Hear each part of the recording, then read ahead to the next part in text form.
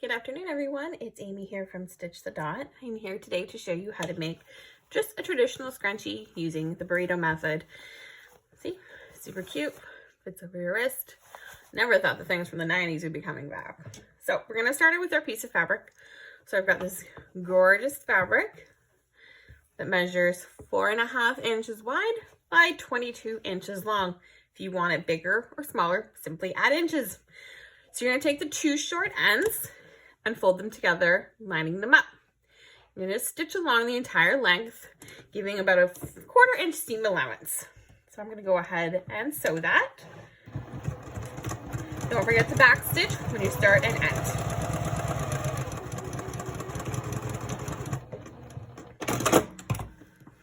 All right, so now I've got my tube, so I'm gonna show you.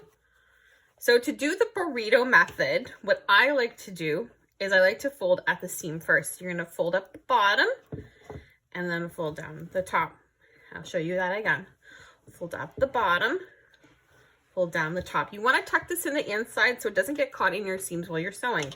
Then you're gonna take the bottom part and match it up to this top. So you can see that the fabric you first folded is now tucked in the center. If you feel more comfortable pinning or clipping, you can go ahead. I've made so many hundreds of scrunchies this year alone, or actually in 2020 alone, that I don't feel I need to clip or pin. So I'm gonna start up here, roughly up there, and start sewing a 1/4 inch seam allowance. So again, stop. You're gonna be stopping and backing up. You're gonna sew. Just sew the entire length as far as you can go.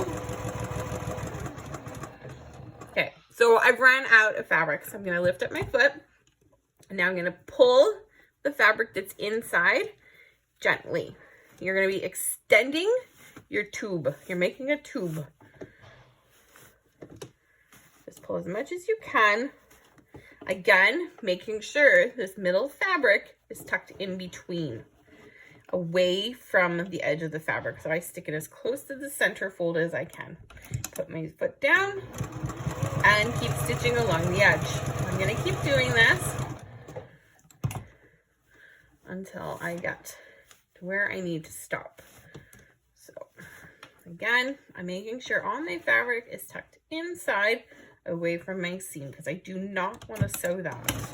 Trust me, you'll be very upset.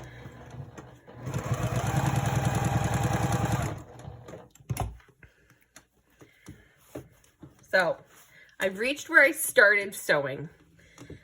So basically you want to leave a gap that's about 1 inch to 2 inches tops in length.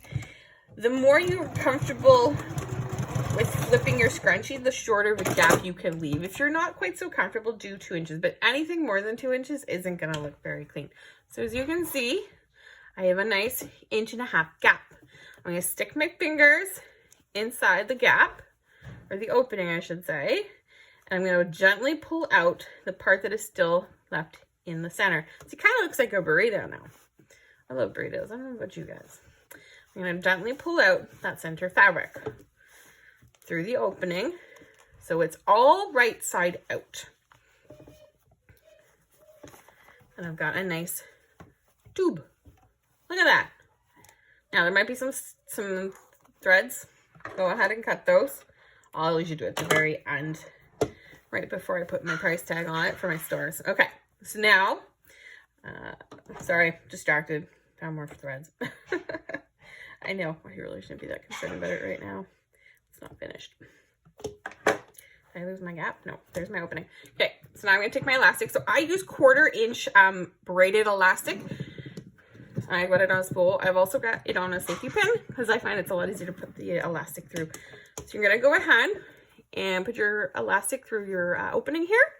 You just guide, using your thumbs and your fingers, guide that safety pin and pray it doesn't open on you and prick your finger, because I've done that like so many times. Just keep pushing it through and pushing it through. See how I'm bunching it? When it gets too much, then I just pull it again. Pushing it through until you get back to your opening. Okay, so I'm at my opening. I'm gonna put the safety pin back through it, and now my elastic is throughout my whole tube. So using your fingers and your thumb, hold the one elastic and pull the other end to scrunch it. I personally love to use my wrist for a fit, because I don't think my wrist is too big and I don't think it's too small. So I go by what's comfortable. I don't like it too tight. I don't like it too loose. My scrunchies generally can go around a ponytail or a bun at least twice, depending how thick or thin your hair is. My hair is thin, but it's very, very long. So it can go around a bun 2 times. So there we go. So still holding it, make sure you're still holding it. Scrunch it even more just to pull the elastic out and take off that safety pin. Now you want to make sure that it doesn't move, and you're going to sew your end of your elastic to the other part of your elastic. Just go over about it like 4 times, back and forth. Give it a really good sew to really anchor it. There. Now it's completely sewn together, and clip off the end that's still attached to your spool of elastic. Get rid of that stuff. So now you're going to tuck your end back into your scrunchie, and you're going to fold the opening into itself. So it's going to line up with everything else you've sewn. And you're just going to sew along that open edge. Now, I like to put my stitch length a little shorter. Oh, come on. Find the opening. And so as close to the edge as you can get. Now, if you're using like a mostly black fabric, I do recommend changing your thread. But personally, I just try to avoid all black fabrics because I don't want to change my thread. And again, you're going to backstitch, and you're starting and stopping. Go ahead and cut the ends of the thread off with your little scissors.